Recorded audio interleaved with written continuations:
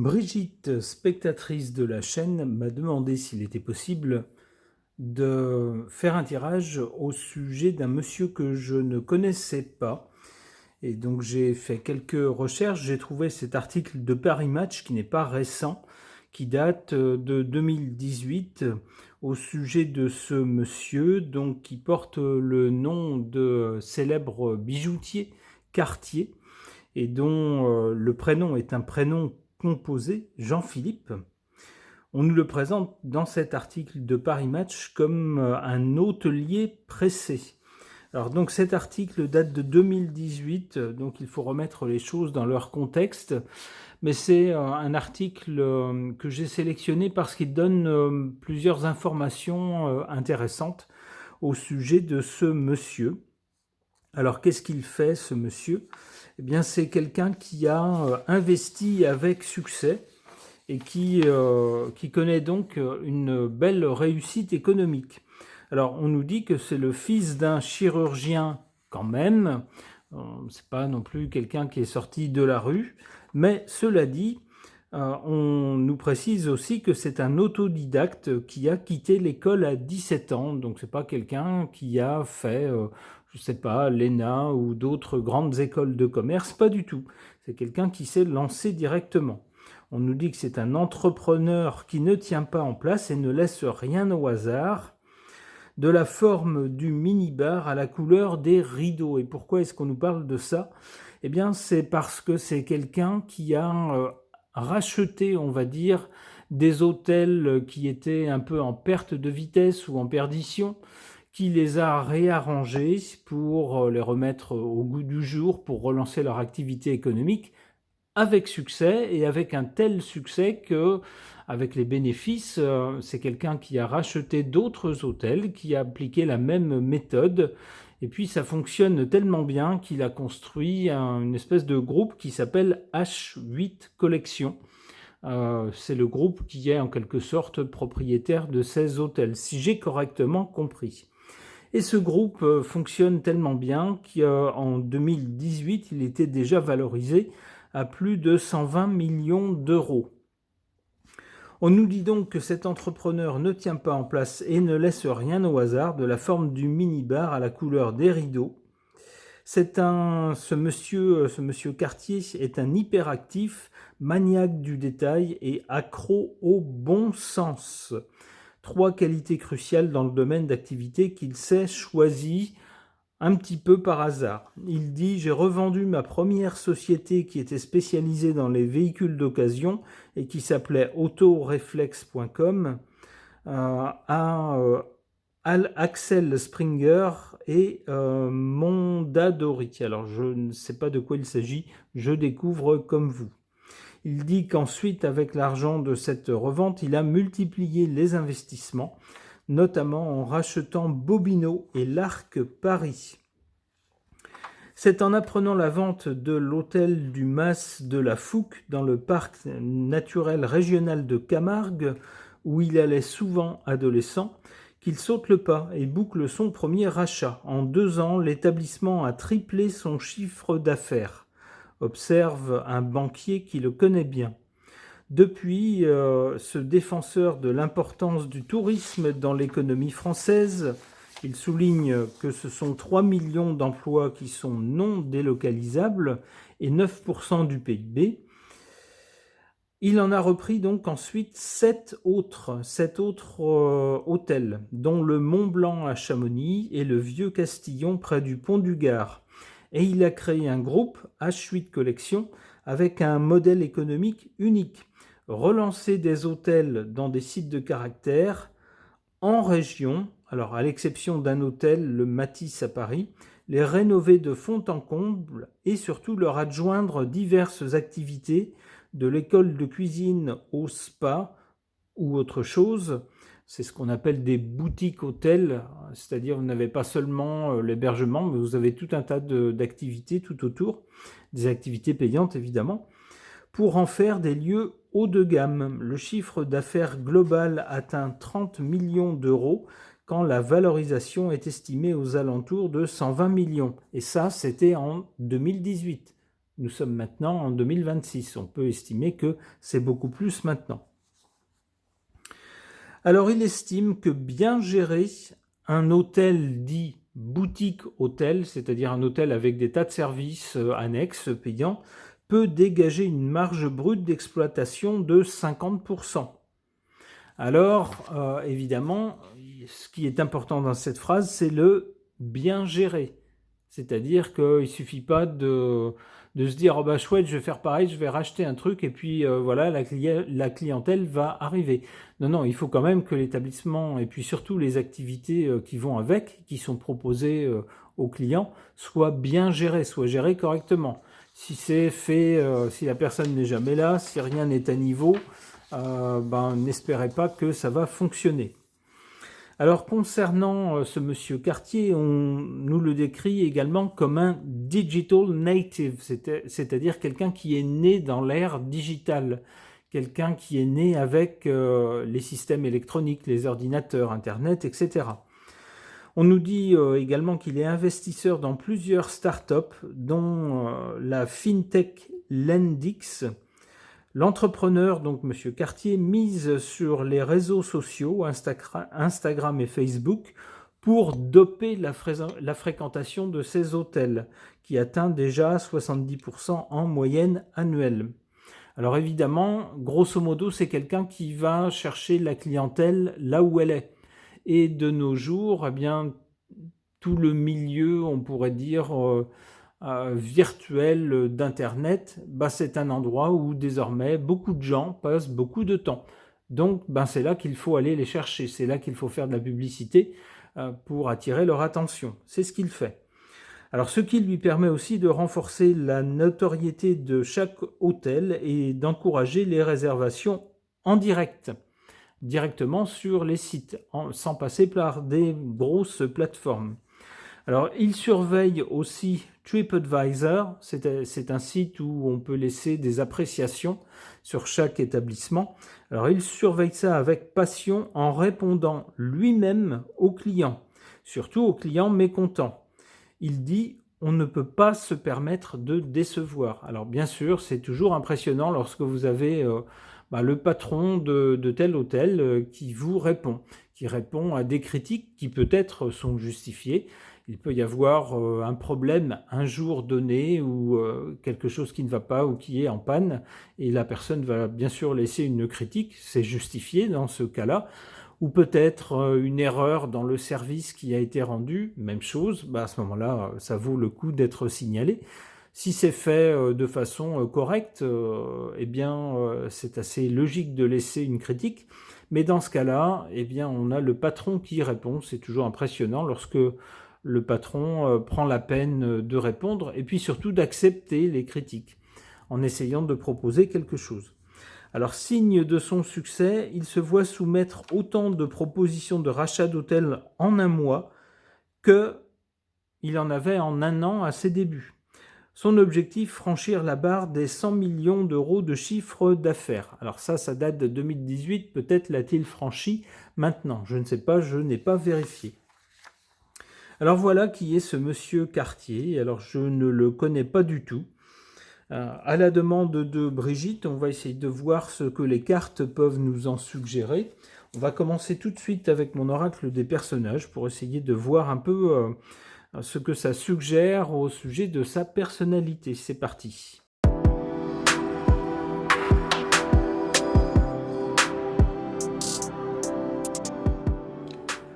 Alors voilà des cartes qui, prises au pied de la lettre, prises telles quelles, peuvent sembler assez éloignées de l'univers de ce monsieur, mais finalement vous allez voir, pas tant que ça. On a en première carte la carte du mystique. Alors cet homme a l'air plutôt matérialiste, plutôt dans le monde des affaires, de la finance, du business, donc on se dit la mystique c'est assez loin.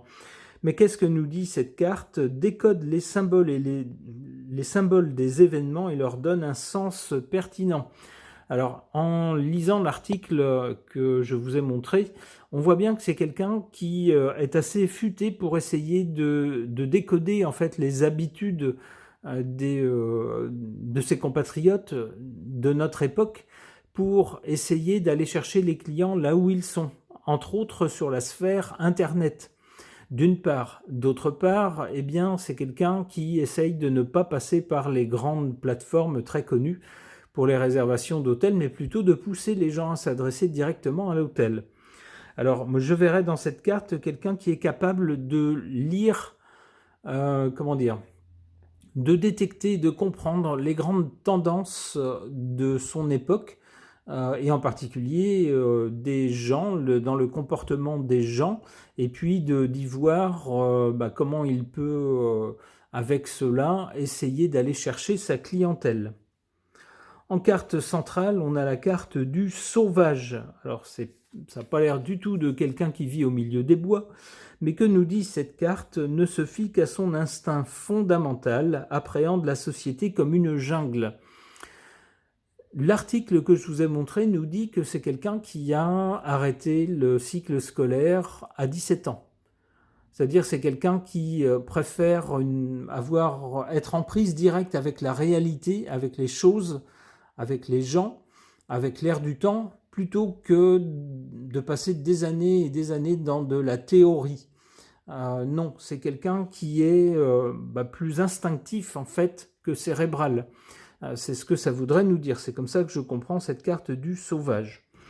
On a enfin la carte du bricoleur, qui, celle-ci, me semble-t-il, se rapproche plus nettement, en tout cas est plus facile à rapprocher du profil de ce monsieur. Cette carte nous dit « Trouve des solutions concrètes au quotidien », quelqu'un avec l'esprit pratique, pragmatique et quelqu'un qui est de bon sens. Alors c'est ce qu'il souligne lui-même dans la vie et en tout cas dans le business, plutôt que de se perdre dans des théories. Ben non, il faut avoir une prise concrète sur les choses, sur les gens, sur la façon dont les choses fonctionnent. Il faut avoir un esprit pratique, pragmatique et puis être de bon sens. Il faut des choses qui rapportent de l'argent. Investir de l'argent, c'est bien à condition que ça rapporte ce qui a été investi. Sinon, on court à la ruine, évidemment.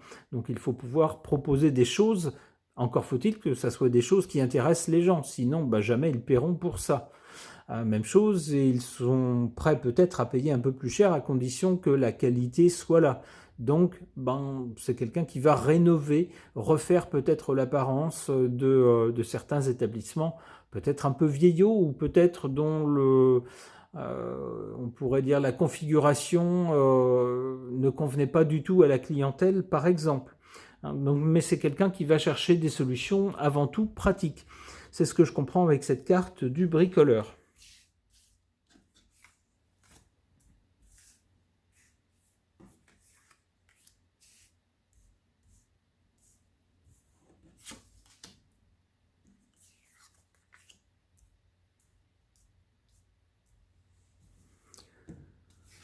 En carte favorable, on a cette carte de la personne sociable. On nous dit que ce type de personne a le don de se lier facilement avec toutes sortes de gens très différents et se lier de façon harmonieuse. Alors, lorsqu'on est comme ce monsieur, chef d'entreprise, entrepreneur, qu'on a des contacts à la fois forcément avec le milieu financier, il faut qu'il cherche des partenaires, des sponsors, il faut qu'il fasse des emprunts auprès des banques, il faut bien sûr qu'il sache passer auprès de ces gens-là, qu'il soit correct avec ces gens-là, qu'il comprenne leur langage, qu'il inspire confiance. Et puis d'un autre côté, il faut que ce soit quelqu'un qui soit proche également du personnel. Il ne peut pas tout faire tout seul dans tous ces hôtels. Il a forcément du personnel qui travaille pour lui. Et il faut également sans doute qu'il soit proche de son personnel, qu'il sache parler leur langage, qu'il soit capable de les écouter, non seulement de les écouter et de les comprendre, mais également parfois de prendre en compte les observations, les critiques aussi sans doute, de son personnel et également des clients. Alors c'est le cas puisqu'on nous dit qu'il s'implique lui-même dans les réponses aux remarques ou critiques, ou en tout cas les commentaires qui sont laissés sur certains sites internet. En sa défaveur, on a cette carte du rebelle. Alors, c'est quelqu'un qui n'a pas cette apparence-là, mais on peut être rebelle dans l'âme ou dans le caractère, et pas seulement de façon superficielle. On nous dit donc de façon négative pour cette carte, rien ni personne ne trouve grâce à ses yeux, fait de l'allergie généralisée au monde. Alors c'est souvent ça, les gens qui ont un esprit assez indépendant, parfois un peu génial, avec des idées différentes des autres, ou parfois un peu en avance sur leur temps. Alors ça peut fonctionner, comme dans le cas de ce monsieur, dans le cas d'autres entrepreneurs, mais c'est souvent des gens qui ont quand même un esprit à part, et qui, même s'ils ont une capacité à nouer des contacts avec toutes sortes de gens, restent malgré tout assez indépendants, assez à part. C'est leur esprit rebelle qui fait ça. Donc souvent, ces gens-là, au bout du compte, sont quand même un peu seuls dans leur univers. Une autre carte, peut-être du côté de l'avenir. Bon, alors c'est une carte qui confirme ce que l'article nous disait. La carte de la personne techno. On nous dit en osmose avec les nouvelles technologies. Donc on nous a dit que c'est quelqu'un qui avait investi dans des startups très avancées dans les nouvelles technologies. Et puis donc quelqu'un qui maîtrise tout à fait ces nouvelles technologies grâce auxquelles il n'y a plus de limites. Donc c'est quelqu'un qui est à l'aise avec cet univers. On n'en est pas du tout étonné. Ok. Qu'est-ce que les cartes peuvent nous suggérer au sujet de ce monsieur Cartier, passé, présent, futur? Interrogeons le tarot de Marseille.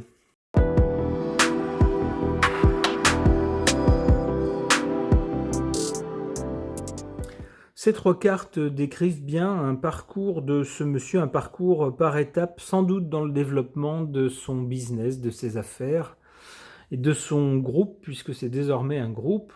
Qu'est-ce qu'on a à la base? La justice. La justice suggère que lorsqu'on est entrepreneur, comme ce monsieur, on ne fait pas n'importe quoi, n'importe comment. Il y a des règles à respecter, on ne gère pas un établissement n'importe comment. Pour la comptabilité, c'est pareil, il y a des façons imposées, il y a des plans comptables qu'il faut respecter. Du point de vue administratif aussi, il y a des lois pour tout cela. Même chose également du côté financier, lorsqu'on veut créer ensuite un groupe, une holding, ce genre de choses, ça ne se fait pas n'importe comment, il y a des règles à respecter. Tout cela, sans doute, on peut penser que c'est quelqu'un qui le maîtrise, c'est quelqu'un qui sans doute a commencé par poser ce cadre-là. On voit ensuite que dans les activités qu'il a développées, c'est quelqu'un qui a vraiment secoué le cocotier avec cette carte de la Maison Dieu. On comprend qu'il a racheté ou investi dans des établissements qui ne marchaient pas tellement, qui peut-être étaient un peu vieillots, peut-être un peu dépassés. Et puis il a secoué ces établissements, il les a refait réaménager. Il leur a adjoint diverses prestations, des choses, des services qu'on pouvait proposer aux clients, en plus du fait de passer une nuit et de prendre le petit déjeuner le lendemain, d'autres activités, comme il le dit lui-même, par exemple un spa, par exemple, que sais-je encore, peut-être un petit magasin avec des choses qu'on peut acheter, ou autre, pour les rendre plus attirants pour la clientèle et pour également justifier le prix peut-être un peu plus élevé qu'auparavant proposé aux clients. Alors ça a fonctionné très bien, mais comme il le dit lui-même, à condition que ça soit bien géré. C'est cette carte qu'on a du côté du résultat avec l'impératrice. L'impératrice communique. Alors, dans le cas d'un business, la communication, ça se fait aussi et surtout par la publicité. C'est quelqu'un qui a bien compris également qu'il fallait cibler le public recherché et puis faire de la publicité aux endroits fréquentés par ce public. En l'occurrence, si on veut viser, on pourrait dire une clientèle, pas non plus une clientèle très âgée, une clientèle dans la force de l'âge ou plus jeune que ça, et avec un potentiel financier, eh bien on ne peut pas éviter Internet. différents sites internet. Encore faut-il que ce soit les sites fréquentés par cette clientèle. C'est quelqu'un qui a compris tout ça, qui maîtrise tout ça, qui sait organiser le développement de sa société, de son groupe, on pourrait dire maintenant, qui sait organiser les investissements, la publicité, et c'est quelqu'un qui jette un œil lui-même dans les hôtels pour dire ça va pas, ça, la couleur de ça va pas, ça c'est mal agencé. Il met son grain de sel partout, on nous dit qu'il est hyperactif, mais sans doute aussi hyper organisé. C'est ce que nous dit la carte de l'impératrice.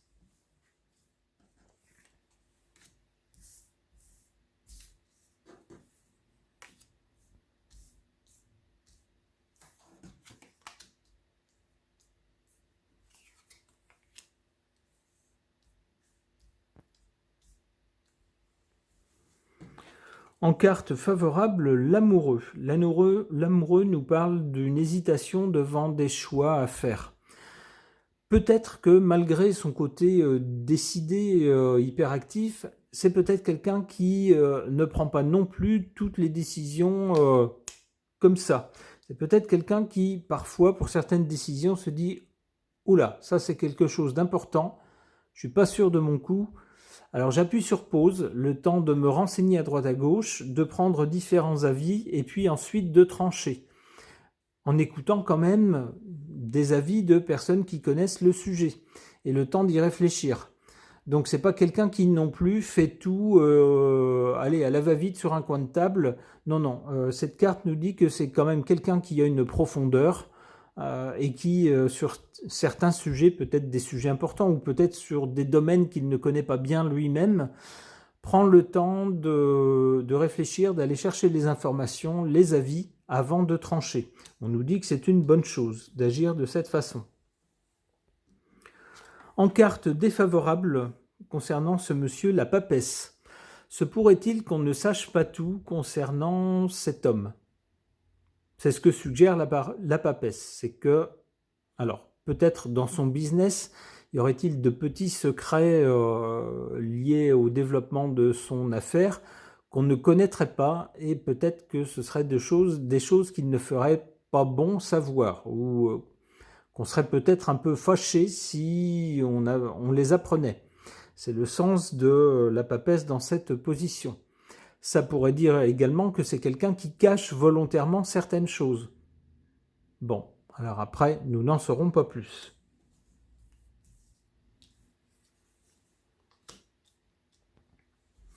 Du côté de l'avenir, donc avec l'impératrice, c'est le côté gestion, organisation. On voit que c'est quelqu'un qui sait gérer ses affaires. On a là-dessus la force. Donc forcément quelque chose qui fonctionne bien, qui marche bien, qui se renforce en quelque sorte. Une autre carte. La Lune. À plus long terme, peut-être y aura-t-il quelques ombres au tableau avec la Lune. Peut-être qu'il y a des choses qu'on verra, mais pour certaines autres choses qu'on ne verra pas et pour lesquelles on se posera des questions, ça donnera peut-être lieu à certains fantasmes, certaines suppositions, certaines extrapolations où on se dira bah tiens, pour telle chose c'est quelqu'un qui ne dit rien, pour telle question qu'on lui pose il ne veut pas répondre. Et du coup dans ce cas-là eh bien on peut tout imaginer par rapport à ce qu'on ne sait pas ou ce qui n'est pas montré.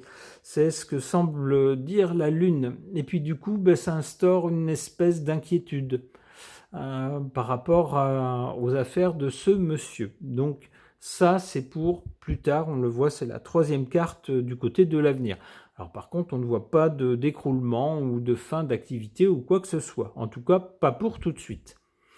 Eh bien, je souhaite le meilleur à ce monsieur. Il a des affaires qui se développent, c'est bien, dans un pays où l'activité économique ne va pas toujours bien selon les secteurs. On ne peut que se réjouir que l'affaire de ce monsieur, les affaires de ce monsieur fonctionnent bien. On lui souhaite le meilleur pour les années à venir. Ce tirage est maintenant terminé. Merci de l'avoir suivi.